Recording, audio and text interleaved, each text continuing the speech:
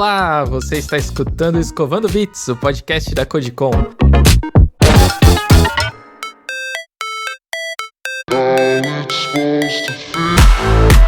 Eu sou o Gabriel Nunes, apresentador desse podcast e organizador da Codecon. E hoje eu tô aqui com dois convidados, né? O Alexandre, que tá sempre aí com a gente. E aí, beleza? Promovido a co-host, é isso? O Alexandre agora vai estar mais presente aqui com a gente. Antes ele fazia participações especiais. E eu tô também com o Galego, o famoso Real Galego do Twitter, né? E aí, galera, meu nome é Augusto Galego e tamo aí. A voz mais bonita da podosfera, né? A gente tem voz de locutor, né? Pois Sempre dizem isso. Tem que investir mais nessa carreira aí, velho. Pois é, só agora que eu tô usando a voz pra alguma coisa, né? Antes era só pra daily. Exato. Então, eu chamei o Galego aqui, ele tá sempre aparecendo no Twitter, né? Sempre faz um post que bomba aí, ou zoando alguém, ou zoando uma linguagem de programação, ou falando alguma coisa séria, né? Falando de bandeira, falando de comida. É verdade, às vezes, teve um dia que eu vi o tour lá que tu se perdeu lá em Veneza. E pô, aquele foi bom. O dia não foi muito legal, mas o tweet tá muito bom.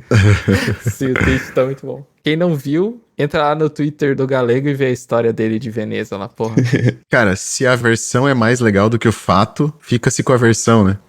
Não, é igual. Aquilo lá tá descrito exatamente como eu me senti nos momentos ali. Exatamente como aconteceu. Boa. Então, o Galego, ele fez um tweet sobre carreira, sobre metas, sobre... enfim, sobre muitas coisas, muitas variáveis ali, né? E também sobre as pessoas sonharem baixo ou não sonharem muito alto, né? E que precisam aumentar o desafio. Eu não sei se tu quer primeiro contar sobre o que é esse tweet. Eu acho que fica melhor você contando do que eu ler aqui o texto que tu escreveu. Posso contar um pouco, sim. É que eu percebo muito, assim, pelo que eu vejo, principalmente com amigos, com o pessoal que convive comigo, que é a pessoa que, tipo, ela diz que ela só quer alguma coisa e aí vai estar meio que tudo certo na vida dela. E geralmente o que ela só quer é algo que dá pra conseguir além, na minha visão. Que a pessoa se beneficiaria se ela tentasse, primeiro, fazer isso mais rápido e, segundo, tentar fazer mais coisas, assim. Uma das coisas que me motivou a fazer esse tweet foi que eu tava lembrando que na época da faculdade, quando eu entrei na faculdade, um dos meus colegas ali de faculdade falou que ele escolheu sistemas de informação porque se saía da faculdade ganhando R$5.000. E a gente zoou esse colega, a gente falou que não era nem um pouco realista. O realista era ganhar muito menos que isso. E, bom, a gente tava em 4 pessoas tendo essa conversa, né? E todas as 4 saíram da faculdade ali por 2019 e 2020 ganhando os R$5.000. Tipo, todo mundo conseguiu aquilo, claro. Foi outro momento de mercado, né? Atualmente é mais difícil. Mas, tipo assim, aquilo me fez pensar, cara, a gente tava zoando o cara porque ele tava pensando algo que pra gente era quase que impossível e, tipo, a gente conseguiu meio que sem nem tentar muito. Sabe? E foi isso que me motivou a fazer o post sobre a lei de Parkinson. Pois é. A lei de Parkinson que diz que se você define uma meta, você vai estender os teus objetivos, não, os teus... O trabalho, ele vai demorar exatamente o quanto de tempo você alocou pra fazer esse trabalho. Isso aí. Só que na vida real a gente coloca mais 30%, né? Que tem um atraso. Uma pessoa pede estimativa, se é 5 é 8, se é 8 é 13, né? Você sempre joga um pouquinho ali pra cima.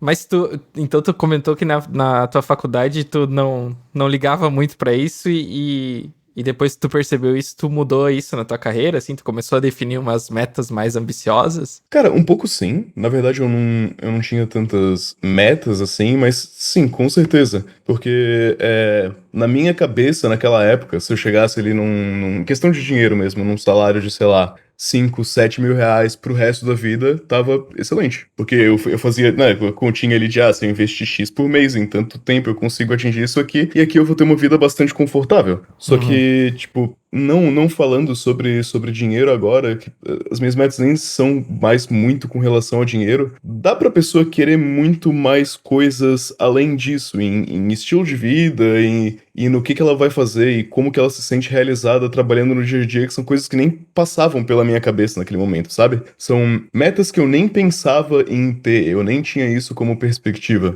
E essa mudança de, sei lá, de sonhar com as coisas, eu acho que é bastante valiosa. Tipo assim, que você pensa num dia, uma rotina que seria agradável pra você. No momento que você tem isso mentalizado, você consegue pelo menos começar a almejar isso pra um prazo não muito longo, porque é muito fácil a gente ir melhorando de pouco em pouco coisas na nossa rotina pra nossa vida ser mais agradável no geral. Enfim, é um tweet sobre várias coisas, né? Eu tô falando que vem na minha cabeça, mas é Sim. nessa linha que eu penso. Cara, mas não entra um pouco naquela vibe contraditória de tipo assim, porra, ao mesmo tempo que a gente olha pra pessoas que sonham muito baixo em relação às coisas, também não conflito com aquela ideia de que a gente fica escravo de metas absurdas, assim, porque tipo, eu só vou ser feliz quando eu ganhar R$ 1 milhão por mês. Não bate uma vibe ao contrário também? Também, eu também penso nisso e eu acho que muita gente, né, eu de vez em quando também tem essa dificuldade em se comparar com outras pessoas que atingiram coisas que você gostaria de atingir e você se sente um pouco infeliz por essa comparação. Mas eu não sei, eu acho que o saldo é positivo, pelo menos pra mim, na minha visão. Mas sim, com certeza tem isso de tipo se frustrar, sabe? Se a pessoa sempre traça um objetivo muito difícil, ela nunca consegue nem chegar perto, ela acaba se frustrando muito, eu acho. Uhum. Sim. Então é um pouco difícil de balancear. Pois é. Mas agora eu tô pensando que isso que tu falou nesse tweet, mais ou menos é o que a metodologia do OKR fala também, né? Tipo, de tu definir um OKR que ele é difícil de ser alcançado por um tempo curto de 3 meses. Sim. Mas é basicamente isso, né? E daí as pessoas correm atrás pra conseguir fazer. Geralmente elas não alcançam, porque é uma coisa meio absurda. Mas elas foram bem Mas longe. pelo menos elas evoluem bastante, né? Mas tu não quer ler o tweet dele, Gabriel, pra gente poder falar sobre isso? Porque a gente tá aqui no subjetivo, né? Vou ler. Velho.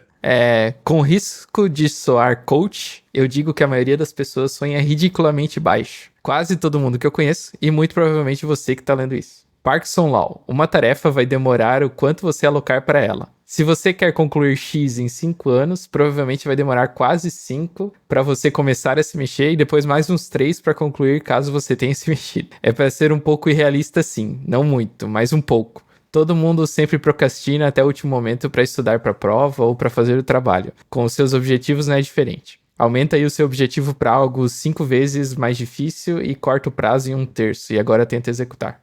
Cara, eu olho pra isso e eu consigo me enxergar nas duas situações, tá ligado? Eu consigo me enxergar de colocar os prazos tanto pro time, assim, né? Pô, vamos fazer um prazo executável, né? Execuível. Aí eu vou lá e penso, não, essa atividade aqui em 2 semanas vai ser perfeitamente executável, né? Cara, de fato elas começam a ser executadas no dia 8 do sprint de 10 dias úteis, né? Acontece. Mas eu também vejo, às vezes, o contrário, tá ligado? O quanto que dá pra puxar um time, né? Tipo assim, pô, cara, quanto tempo dura um time saudável se a gente coloca sempre metas 5 vezes maiores e Eu entendi o teu ponto, não é isso que tu quer, né? Tu não tá falando sobre estressar time e tal, mas tem um contraponto, né? Porque, de fato, claro, existe uma questão confortável. Eu vejo a galera, um monte de amigos meus que trabalham de home office ou trabalham em empresas que o chefe não tá grudado ali do lado dele e, de fato, eles assumem, assim, cara, eu trabalho 4 ou 5 horas por dia, ele poderia trabalhar às 8, cujas quais ele é pago. E ao mesmo tempo, quando ele olha pras metas, é dificilmente alguém chegar lá pro teu PM e falar assim, mas isso aqui eu consigo, não precisa colocar 15 dias aí, põe 5 que eu bato no peito. Também ninguém quer ter essa responsabilidade, né, velho?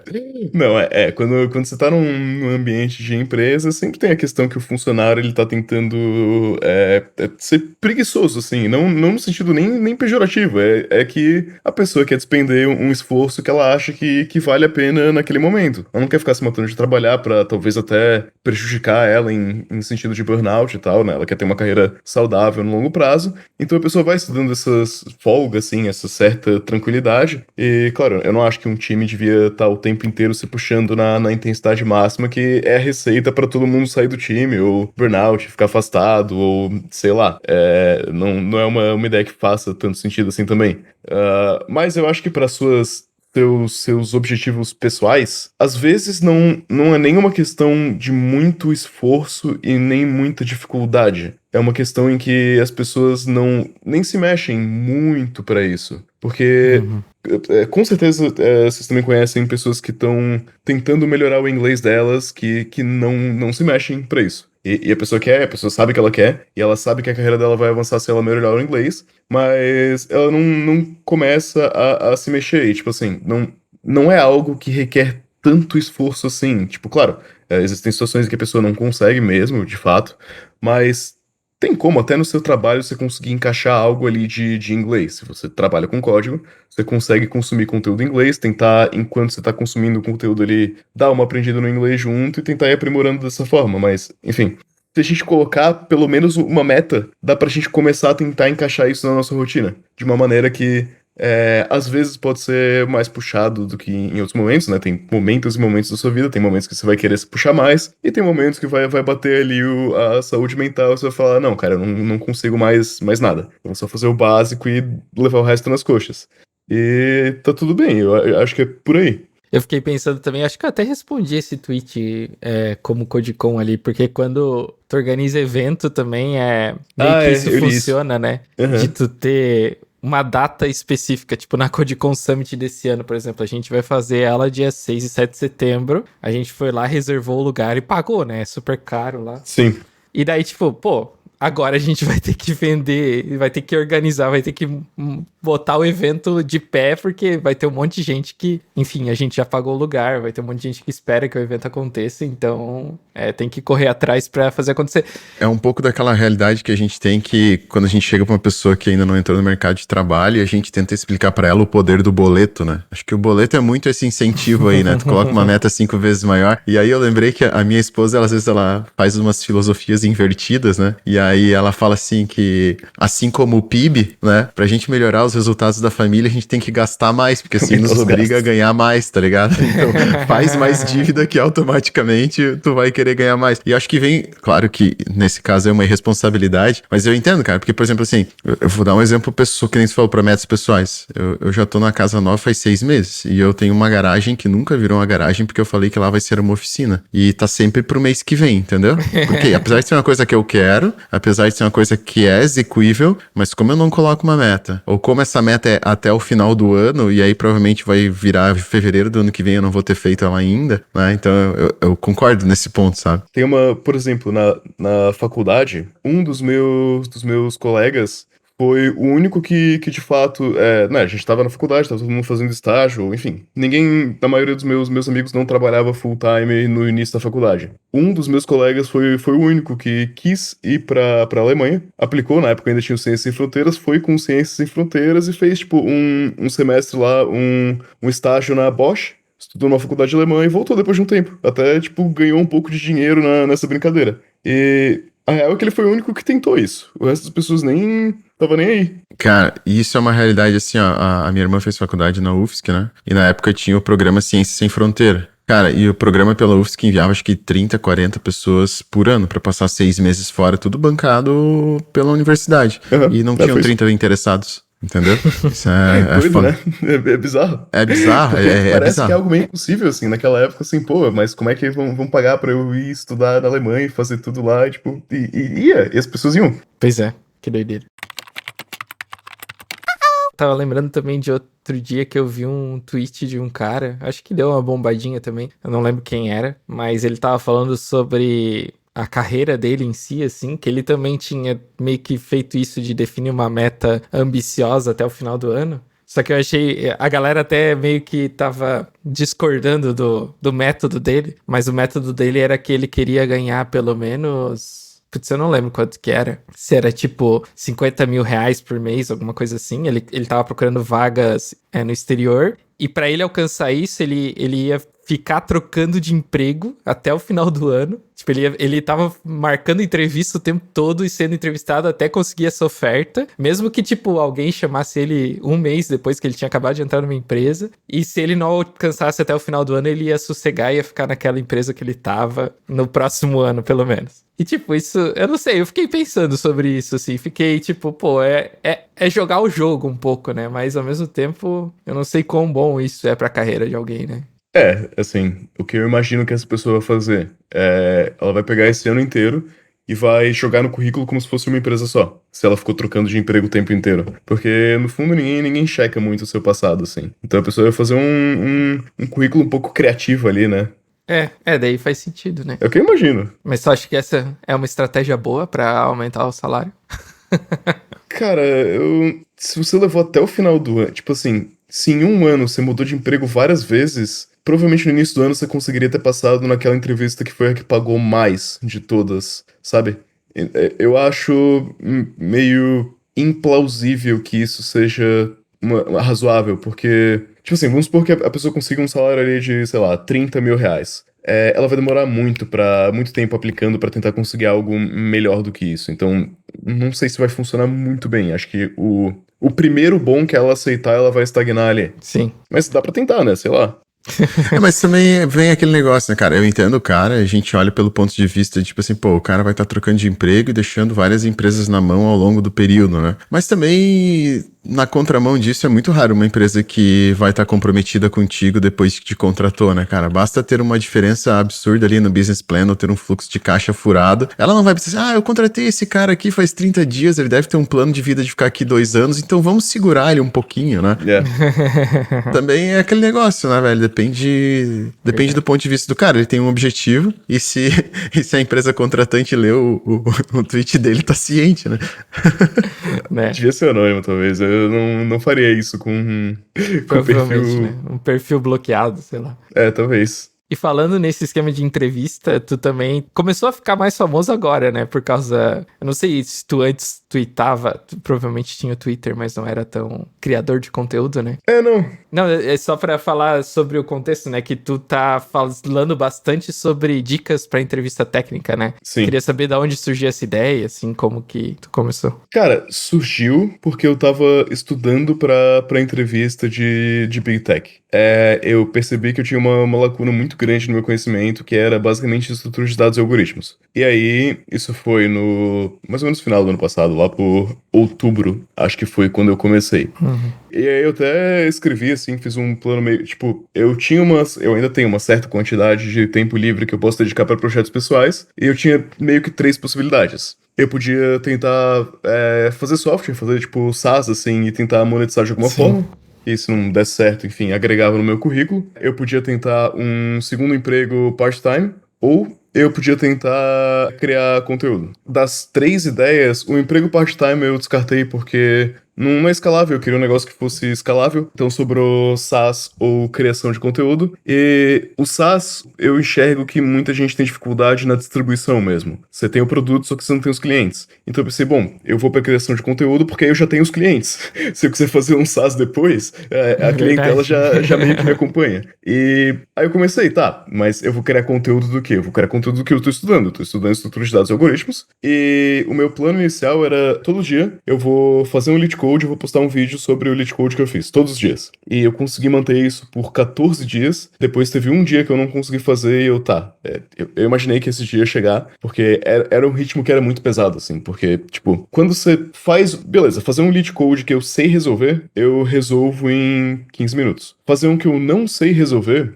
eu preciso tentar resolver, quebrar a cara ali durante 15 minutos, ler uma solução já pronta, aplicar essa solução pronta nesse Elite Code, depois tentar aplicar ela em algum diferente, mas que seja resolvido com a mesma metodologia, e aí eu gravo um vídeo em cima da minha solução. Esse processo inteiro demora mais de 1 hora, e fazer isso todos os dias era difícil. Mas enfim, foi assim que começou. Eu acho que os primeiros, mais ou menos 10 vídeos eu joguei no vácuo, assim, era tipo 2 views por vídeo, 3 views. O primeiro que bombou bastante foi um quando eu tava estudando... Não, que eu tava estudando estrutura de dados e algoritmos, eu também tava estudando System Design. Que são... Pra quem não sabe de entrevistas pra Big Tech, essas são as 2 etapas famosas, assim, as 2 grandes etapas. É uma de estrutura de dados e algoritmo, que você tem que resolver um problema de lead code, assim, um problema de algoritmo mesmo. Você tem que inverter uma árvore binária, por exemplo, ali na hora.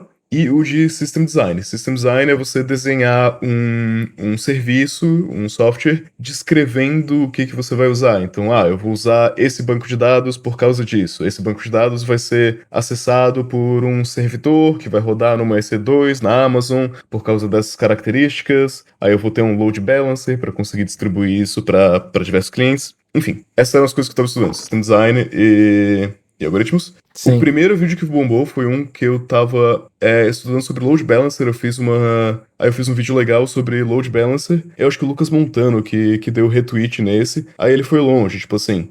Ali eu saí de, sei lá, 200 followers no Twitter, 200, 300, pra, tipo, 1.500. Aí os vídeos começaram a engatar muito no Twitter, porque eu postava com uma frequência muito alta, né? Mesmo eu não sendo todo dia, eram uns 4 por semana ainda. Era uma frequência bastante alta. E a galera engajava muito, os vídeos iam bem longe.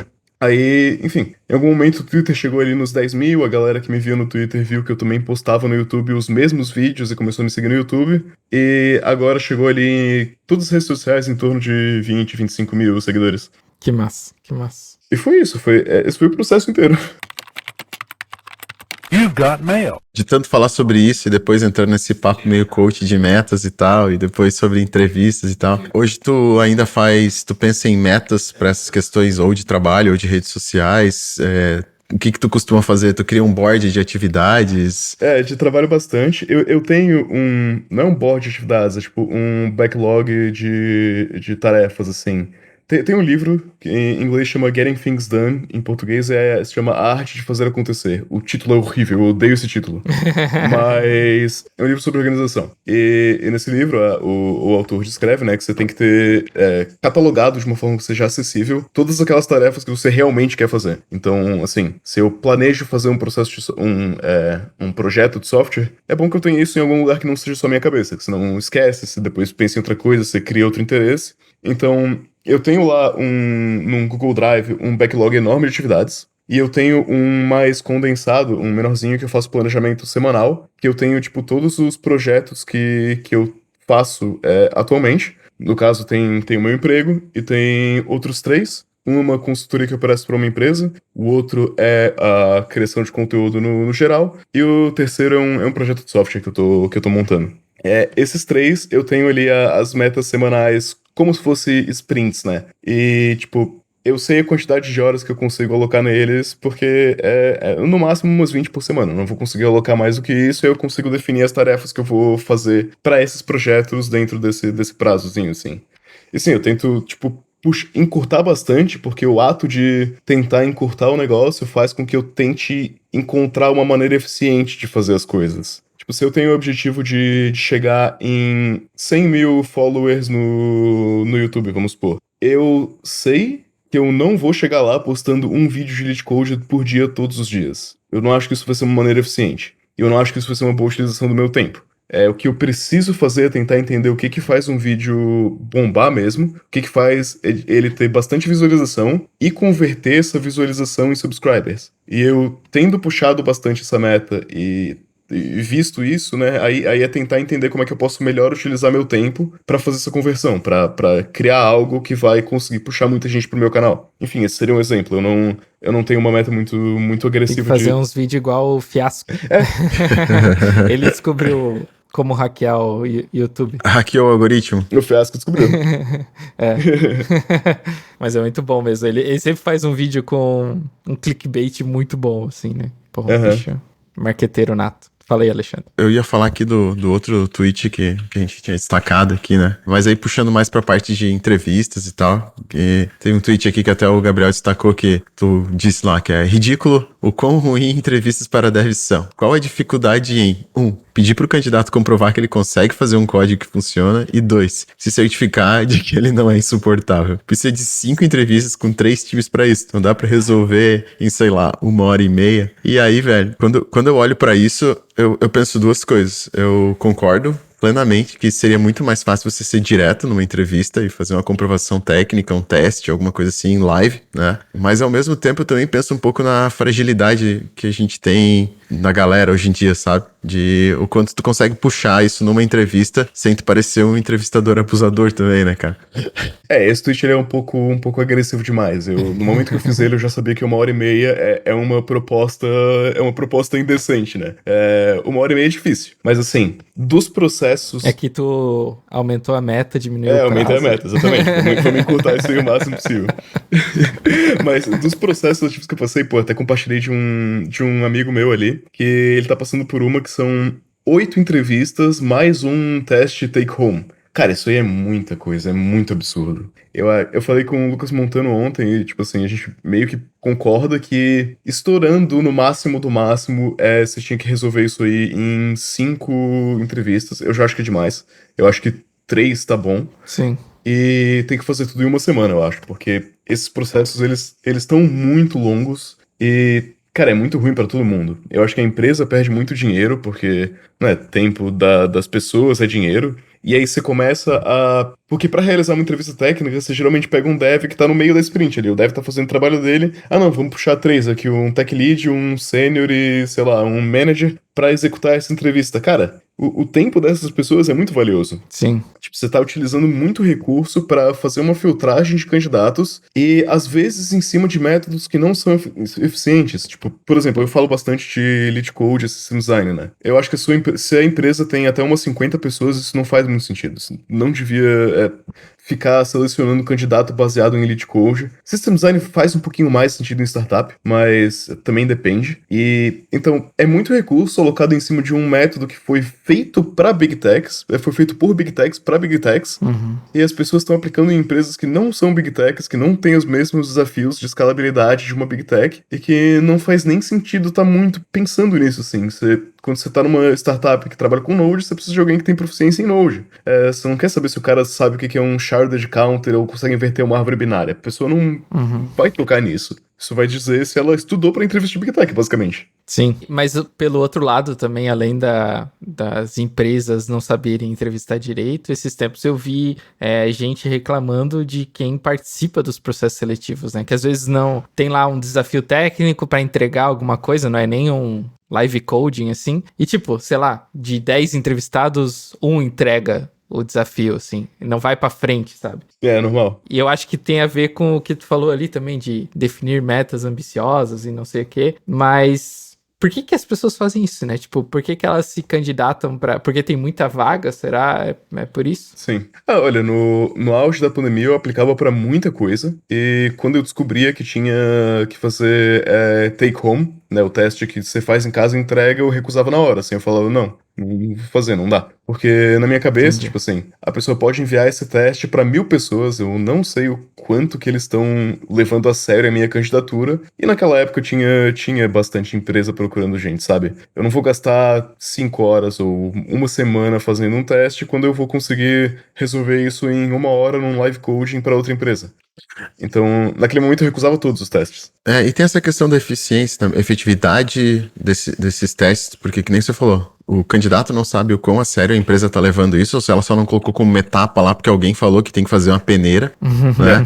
Mas acho que também entra nessa questão assim, poxa, tu vai fazer um processo de entrevista, os caras mandam um teste pra você fazer. Depois do cara fazer umas 4, 5 entrevistas dessa, e o cara pega 4, 5 testes pra fazer em casa, e ele observa que isso é feature de produto, às vezes também fica aquele negócio de... Claro que às vezes isso não vem claramente explícito, né? Mas já aconteceu de a gente até mesmo uma época contratar pessoas e eles falarem que se a atividade foram sinceros e transparentes, se a atividade parecesse uma feature, eles não executavam. E eu acho isso justo, né? Eu acho que tem que ser um desafio que mostre habilidades de fato, mas também, se o cara olha para o teste, é uma atividade relativamente tosca ou que não vai conseguir mostrar para ele as habilidades que ele precisa entregar para a empresa. O cara tá fazendo um cargo de tech lead e aí os caras mandam lá um teste para ver se ele consegue fazer um aplicativo de to-do list com back-end e front-end. Nem sempre faz sentido para vaga, né? Às vezes é um teste que só o RH jogou lá, de algum jeito o recrutador jogou lá e não faz sentido, né? Ele é só uma etapa para filtrar talvez o empenho das pessoas. E aí acho que o fato de uma de 10 entregar, talvez nesse caso o filtro deu certo, né? A gente tá criticando, mas pelo menos já filtrou os caras que têm engajamento e que têm propósito.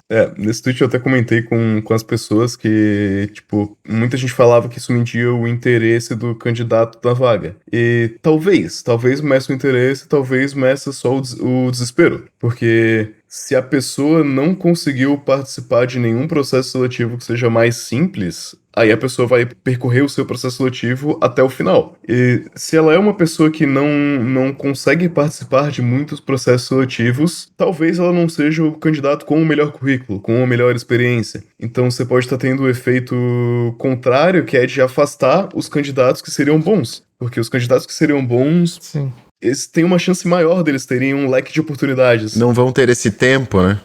Então você quer achar um balanço ali. Você quer, tipo, que a pessoa não tenha que colocar muito esforço, muito empenho, mas você tem que conseguir auferir a qualidade técnica dela. E esse é um balanço um pouco difícil. Sim. Por isso que todo mundo reclama de indicação, né? Fala que sempre quem entra é o indicado, mas o indicado ele entra por isso, porque ele já trabalhou com alguém, a pessoa com quem já trabalhou provavelmente sabe que ele é uma pessoa que trabalha bem, porque Sabe que senão ele não é insuportável.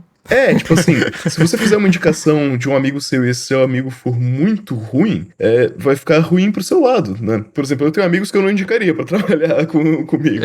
Eles são amigos legais, eles não são profissionais muito bons. Se eu indicar, fica feio pro meu lado. É por isso que indicação é tão popular, assim, tipo, networking é excelente pra Sim. quem faz o networking. Eu consegui o meu emprego por causa da CodeCon, assim. De, tipo, eu organizar a CodeCon e daí eu conheci as pessoas no evento e daí as pessoas lembrarem de mim e acabarem me contratando por causa disso. Esse é o caminho do convite, né? E acho que esse é um caminho que também existe Não, muito, nem né? foi Uma tão coisa é convite, você... assim. Eu me candidatei. Na verdade, é que assim, eu tinha uma agência, né? Eu era empreendedor. E daí eu quis voltar pro mercado de trabalho. Daí, como eu já tinha CodeCon, tinha alguns contatos, eu comecei a falar pras pessoas, eu tô procurando uma vaga pra trabalhar de volta com tecnologia e tal. Ah, boa. E daí algumas pessoas me chamaram, 2 no caso. E daí no fim deu certo. Mas eu ia perguntar pro Galego, tu falou ali, criticou, né, o processo atual de entrevista, tu Aham. já estudou bastante sobre entrevista. Pra ti, qual que é o modelo ideal de entrevista, assim, pra uma empresa? Então, ele tem que ser adequado para a empresa. Primeiro, a empresa precisa reconhecer a situação dela e fazer um modelo que seja adequado para isso. Eu não vou criticar o modelo de entrevistas de Big Tech porque eu não acho que é o meu lugar. Eu não acho que eu tenho o suficiente. Eu não sei o que se passa dentro do Google para eu criticar ou aprovar o processo de entrevistas deles. Mas eu já tive em outras empresas e que eu sei o que se passa dentro delas e eu não acho que o processo de entrevistas era de fato adequado. Então, quanto menor a empresa, mais você vai querer um processo seletivo que seja enxuto, assim. Imagina você tem uma startup com, sei lá, 7 pessoas. Você consegue reunir 4 delas numa call, aplicar um teste técnico e nesse teste técnico oferecer se a pessoa é alguém legal de se trabalhar com, né? Você bota a pessoa para fazer um pair programming, por exemplo. Pair programming, inclusive, eu acho que é um desafio técnico válido se você achar um problema legal. Fizer um pair programming em que a pessoa tá ali digitando e tá colaborando com outras pessoas, é um método eficiente de ver como que essa pessoa trabalha. Isso já também vai te dizer se a pessoa não é insuportável. Concordo muito, velho.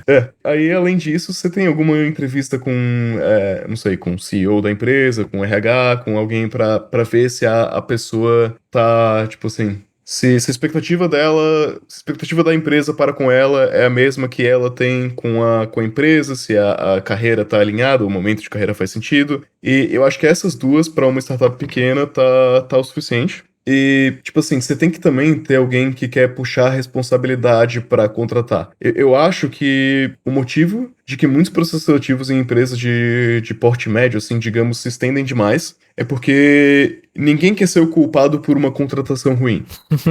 Embora uma contratação ruim não seja o fim do mundo, né? Todo mundo passa por um período de experiência, embora é muito raro alguém ser demitido depois do período de experiência. Se a pessoa for muito ruim mesmo, pelo menos que eu vejo, ninguém quer ser o responsável por falar, ah, não, eu disse sim pra aquela pessoa, eu fui quem escolheu e o cara é muito chato, ninguém gosta dele. Então, meio que as empresas tentam envolver o máximo de gente possível, porque meio que passou pela mão de todo mundo é culpado junto por essa contratação. Só que eu não acho que isso tá aumentando o filtro ou a qualidade dos candidatos, você tá só fazendo todo mundo se sentir meio confortável junto, assim, que ninguém foi o culpado por contratar. Mas isso é uma questão de corporativismo também, né, cara? Porque eu vejo vários clientes também, e querendo ou não, é uma coisa que a gente aplica no dia a dia, né? Tu chega pro cliente e fala assim, então, cara, tu aprova isso aqui? Daí ele fala, aprovo. E aí tu executa. Por quê? Porque se tu fez sozinho, a culpa é tua. Se o cliente aprovou, a culpa é nossa, né? Então, eu acho que tem muito essa questão. Então, é uma divisão de responsabilidade. Infelizmente, no corporativismo, isso acaba acontecendo, né? Acontece, mas eu acho que é nessa linha. E a empresa, ela deve querer que o candidato mostre o seu lado forte, assim. Então, por exemplo, a gente tá falando aqui de startups de empresas médias, né? Se a pessoa tiver a possibilidade de demonstrar o que ela faz de melhor, eu acho que ela deveria poder, de certa forma, guiar esse desafio técnico. Por exemplo, se você me botar pra fazer um lead code, eu treinei muito isso, eu fiz muito vídeo disso, eu vou ser bom nisso. Embora eu não acho que as empresas pequenas deveriam aplicar um lead code, que eu não acho que isso vai dizer pra elas que eu sou um profissional bom.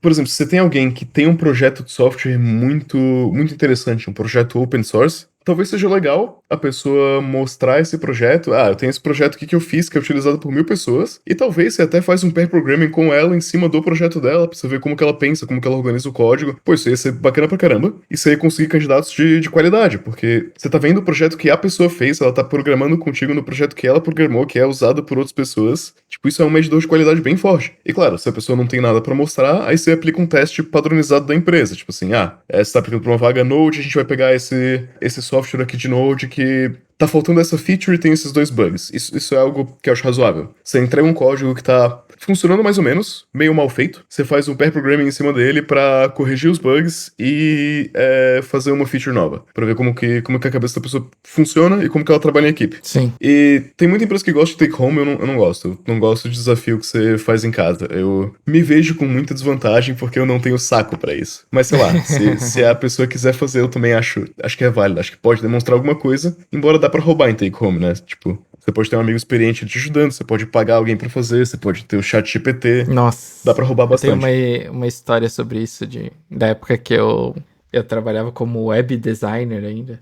Eu fazia design de alguns sites, e programava também, né? Eu era webmaster, sei lá como que é que chamava. Sei. E daí, quando eu tava saindo da empresa, um carinha veio e mandou um currículo. E daí mandaram um teste pra ele mandou e a gente curtiu e contratou ele. Daí depois que eu saí, assim, um tempo, daí vieram e me falaram que o cara tinha usado outra pessoa pra fazer o design da parada lá, pra participar da entrevista. E daí ele era horrível, ninguém gostava das paradas que ele fazia, assim. Complicado. Cara, o último take home que eu fiz, eu recebi um feedback da empresa, né? Era pra uma vaga back-end. Aí os caras reclamaram, tipo, do design que eu fiz pro front-end, do back-end. Cara, vocês querem um front-end? Pô, eu fiz. O back-end tá bom, eu garanto isso. Pode olhar lá. O design tá horrível, porque tá horrível. Porque eu não imaginei que fazia parte do teste ter um design bonito. Sabe, eu tenho um emprego, eu não tenho tempo pra isso. E pensando ali, acho que tu falou um pouquinho também sobre como as empresas podem melhorar, e eu acho que tu provavelmente ajudou já uma galera que tava procurando emprego com esses vídeos que tu tá fazendo e tal. Uhum. Pensando, tipo, se tu tem alguma dica pra quem tá querendo arranjar um emprego melhor, ou conseguir uma vaga no exterior, ou sei lá, participar de mais entrevistas de emprego e se dar bem. Uhum. Muita gente na DM vem falar comigo.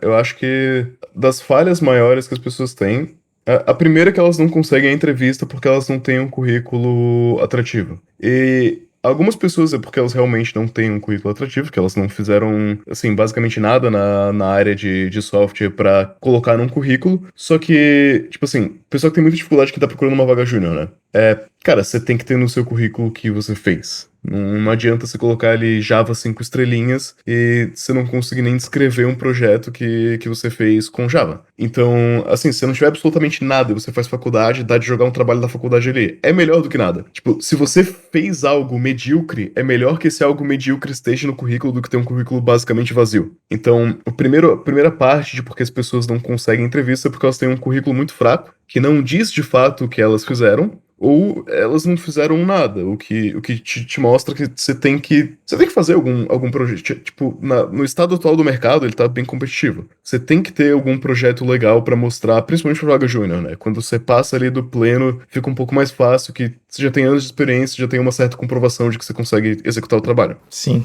Mas, enfim, o primeiro passo é esse do currículo, que as pessoas não conseguem a entrevista, né? Depois, quando você consegue, de fato, a entrevista, as pessoas vão bem despreparadas para a entrevista, de modo que é um pouco fácil de corrigir. Você sabe que praticamente toda entrevista alguém vai te perguntar qual o projeto que você fez que você mais se orgulha? Quando você teve uma discordância no trabalho, como que você resolveu? Quando você teve teve um prazo apertado que não ia dar, como que você comunicou isso de fato pra equipe. Cara, começa a anotar essas perguntas que você recebe em entrevista e ensaia uma resposta bonitinha. Tipo assim, você consegue pensar numa resposta bonitinha que é verídica, que de fato aconteceu contigo, porque, claro, se a pessoa fizer perguntas de follow-up, você precisa que seja verdade, porque você não vai conseguir inventar algo muito criativo na hora. Só que você consegue ter a resposta já meio pré-pronta, que seja bonita, que seja apresentável, e faz parte do jogo. Eu sei que é muito tosco, é uma dica meio ridícula e não deveria ser parte do jogo, mas é. Sim. Aí tá, passando pelo currículo, passando pelas entrevistas, você tem que entender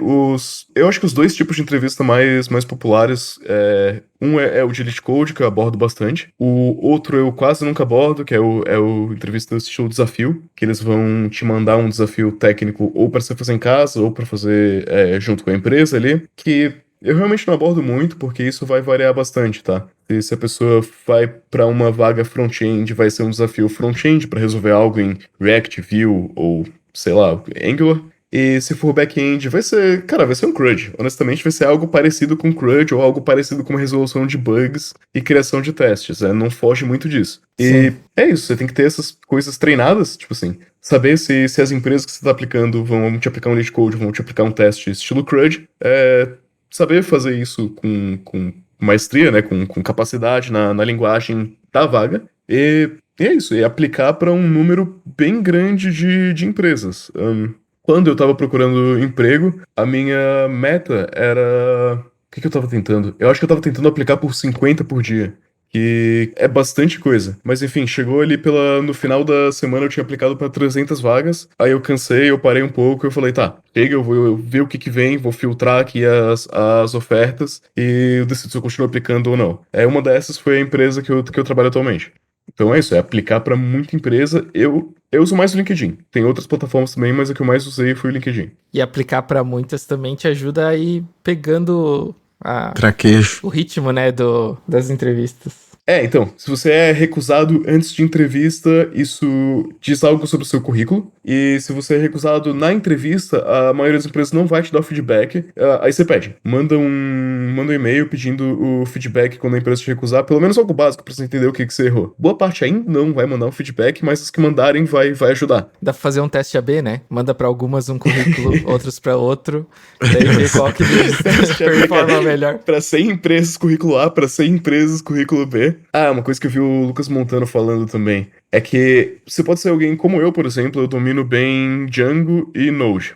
Para as vagas que você pode ter um currículo pronto, que você evidencia seus feitos em Django, e um pronto que você evidencia seus feitos em Node. Você não precisa mentir em nenhum dos dois, só precisa escrever o currículo de forma que dê um highlight naquilo que a vaga requer. Isso aí te ajuda a dar um match legal com a vaga. Antes da próxima pergunta, a gente tem um jogo na CodeCon Summit, que é o Code Codes, que as pessoas elas podem resgatar códigos, e eu tô começando a jogar códigos aleatórios em conteúdos que a gente tá criando na CodeCon. E o código desse podcast, que é o primeiro que eu tô falando, na verdade, vai ser Take Home, que essa palavra ficou na minha cabeça. Então eu vou criar esse código. Então quem entrar lá no app.codecon.dev consegue resgatar esses pontos aí pra concorrer a alguns prêmios lá na CodeCon. Take Home tudo junto ou separado? Tudo junto. Tudo junto. Take Home, uma palavra só. Sem isso. Se não souber escrever, você tem que aprender inglês e dar um jeito de encontrar como é que se escreve Take Home. Já vou criar aqui. You've got mail. Eu ia só comentar ali sobre a questão dos currículos e tal, de tu ter um currículo mais adaptado à vaga que tu quer concorrer, e o quão importante é isso, né? Porque uma das coisas que a gente vê um monte no mercado são aquelas vagas que aqui a gente brinca, a gente chama de vaga Dylion, né, cara? Que é aquele robô gigantesco que tem que fazer tudo, né? E o quanto essas vagas hoje em dia passam a ser, tipo, até meio que satirizadas, assim, pela galera, né? Porque era muito comum tu ter um estagiário que precisava manjar de AWS, saber fazer otimizações no Postgres, SQL Server, Oracle DB e tal. Então, eu acho que cada vez mais é legal o cara conseguir mostrar. Eu acho que um ponto que eu curti muito que tu falou, e que de fato faz uma diferença gigantesca é o cara mostrar coisas que ele fez, não necessariamente em trabalho, né? Porque, cara, no trabalho ele vai poder descrever o que fez, mas ele não vai poder mostrar o que fez. E se ele tem algum trabalhinho open source, se ele tem algum projetinho, se ele tem um repositório de GitHub, se ele tem, cara, se ele chega na entrevista com um projetinho que ele disse que ele fez e ele sabe explicar esse projetinho, assim, de uma maneira legal, cara, é muito mais válido do que um currículo mostrando um monte de coisas que talvez não façam sentido, né? Então, só ia colocar esse ponto, assim, que eu acho que é um caminho bem massa e já foi fator decisivo em várias contratações, assim. Eu também acho que as empresas, às vezes, elas pecam Porque, por exemplo, se você quer um júnior pra Node, às vezes a empresa tá focada, buscando muito ali alguém que tenha 2 anos de experiência em Node. E, cara, se a pessoa for um bom desenvolvedor, mesmo que seja júnior, mesmo com pouca experiência, que saiba fazer, sei lá, coisas com Java ou Python, ela vai conseguir traduzir isso pra Node, talvez com facilidade. Então talvez valha a pena dar chance principalmente para profissional mais júnior, que tem uma stack diferente da vaga. Sim. Que é muito fácil pegar uma stack depois que você domina os assuntos.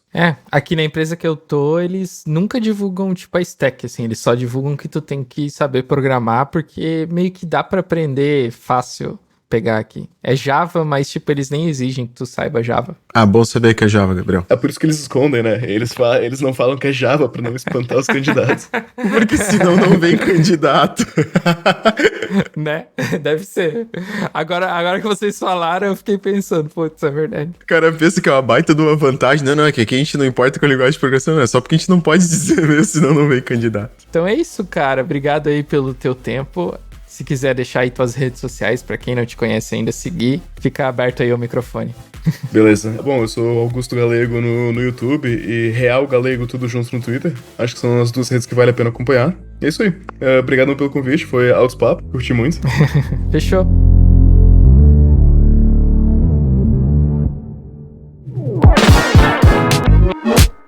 O Escovando Bits é o podcast da Codecon. Conheça nossos eventos acessando o site codecon.dev e participe. Siga a Codecon nas redes sociais e assine o podcast no seu agregador preferido. Se ouviu até aqui, deixa um comentário no podcast. Eu deixei outra palavra aqui, mas eu acho que podia ser take home também. Eu tinha botado procrastinação, que eu achei que a gente ia entrar nesse tema, mas bota take home aí no Spotify, né? Que Spotify dá pra comentar, pra gente deixar o algoritmo perdido aqui. O podcast foi apresentado por mim, Gabriel Nunes, e pelo Alexandre Klosterman, e teve a participação do grande Augusto Galego. Valeu! Valeu! Valeu, gente!